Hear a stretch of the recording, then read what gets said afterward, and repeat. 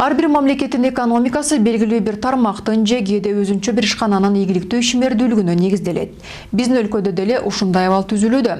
Керек болсо республикабыздын бюджетин түзүүдө дагы көрсөткүчтөр эки вариантта каралууда. Кумтөрдү эсептөө менен жана ансыз.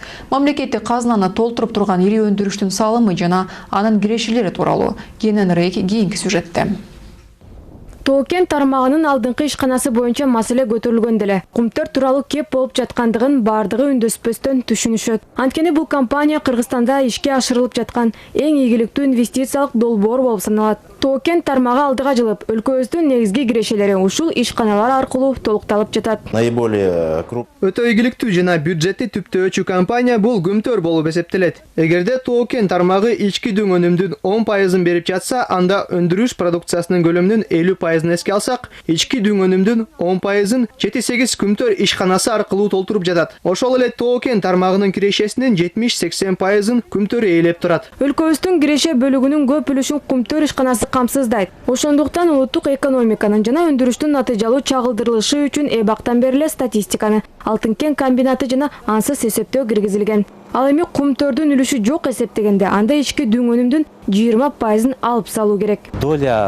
Кумтөрдүн үлүшү ички дүң продукцияда 1,3%-ды ээлейт. Ал эми салык төлөө боюнча 6,9. Быйылкы жылдын 8 айынын жыйынтыгы боюнча Кумтөр ишканасы республикалык бюджетке 4 миллиард 300 миллион сом каражат төктү. Эмки жылдын бюджетинин долбоору боюнча 5,3 миллиард сом өлчөмүндө киргизилди. Социалдык которуулар, салык төлөмдөрү, ысык көл өнүктүрүү фондусуна которуулар, кайрымдуулук боюнча каражаттар быйылкы жылы эле балыкчы шаарынын Кумтөр ысык көлдүн келечеги фондуна 400 000 сом которуп, Некс Мууну жаштар уюмуна кургатуучу камера алып берип, бала бакчанын күнөсканасынын курулушуна 650 000 бөлүп берди. Бул көрсөтүлгөн жардамдардын четели. Балдар үйүнө жана социалдык мекемелерге көрсөтүлгөн жардамдар бул аймакка жасалган иш-чаралардын бир бөлүгү эле. Биз Ысык көл облусуна гана эмес, республикабыздын бардык аймактарында көптөгөн долбоорлорду ишке ашыруудабыз. Биздин долбоорлор маселени чечүүгө багытталган жана экономика секторунун төмөндөгү тармактарын, алар айыл чарбасы, жаштарды, орто жана чакан бизнести өнүктүрүү болуп саналат. Кумтөрдүн жылына республикабыздын бюджетине которгон төлөмдөрүн Кыргызстандын бардык кара-картаңдарынын 1,5 жылдык пенсиясына салыштырсак кенен жетет.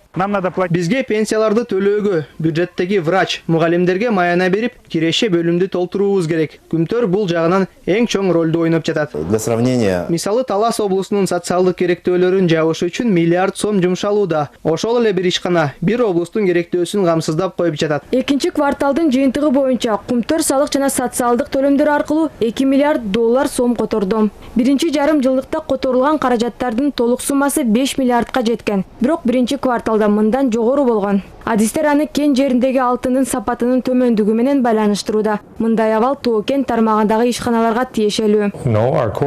Биринчи кварталда биз курамы жогору болгон алтынды иштеттик. Ал эми экинчи кварталда андан калган жарым бөлүгүн иштеттик. Биринчи кварталда топтолуп калган болчу. Азыр болсо кенди үстүртөн ала баштадык. Ошондуктан сапаты төмөн болууда. Эгерде биз биринчи кварталда 164 000 унция алтын куйсак, экинчи кварталда 122 000 унция гана алууга жетиштик. Бирок эреже боюнча экинчи кварталда Кумтөр төлөмүн кеңейтип, жылдын аягында бюджеттик көрсөткүчтөргө жетишет. Бул демек иш процесстерине байланыштуу Алтын кен комбинаты баары бир Кыргызстандын экономикасынын алдындагы милдети 100% аткарат дегендик.